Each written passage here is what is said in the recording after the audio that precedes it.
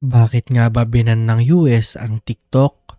Mga kaibigan, kailan nga lang ay kumalat ang balita na ibaban ng US Court of Appeal at Supreme Court ang TikTok sa kadahilan ng dahil binabypass nito ang privacy ng mga user at dahilan naman iyon ng pag-bypass ng national security ng kanilang bansa.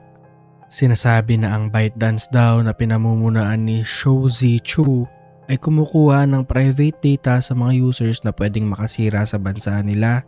Ang ByteDance ay binigyan ng palugit hanggang January 19 upang ang TikTok daw ay ibenta sa US. Pagtapos maban ng TikTok ng January 19 mga kaibigan ay makalipas lamang ang 12 hours ay ito daw ay muling nagbabalik at parang hindi lamang daw ito nawala, sabi ng karamihan sa mga US users.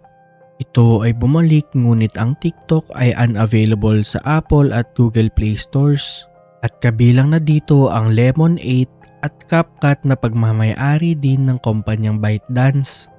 Ang dahilan naman daw pala nito mga kaibigan ay nagbigay ng 90 days extension si Trump sa ByteDance na ibenta ang TikTok sa non-Chinese owner.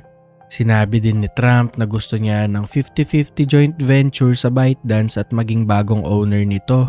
At alam nyo din ba na si Mr. Beast, isang kilalang American influencer, ay nagka-interes na bilhin ang TikTok?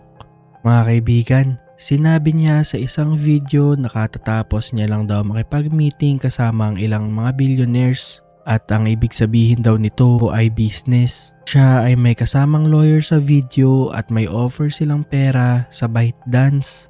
Dahil daw deserve ng Amerika ang TikTok at hayaan daw siyang sagapin ang platform. Mga kaibigan, ang katanungan naman ng mga tao ngayon ay si Mr. Beast na nga ba ang CEO ng TikTok?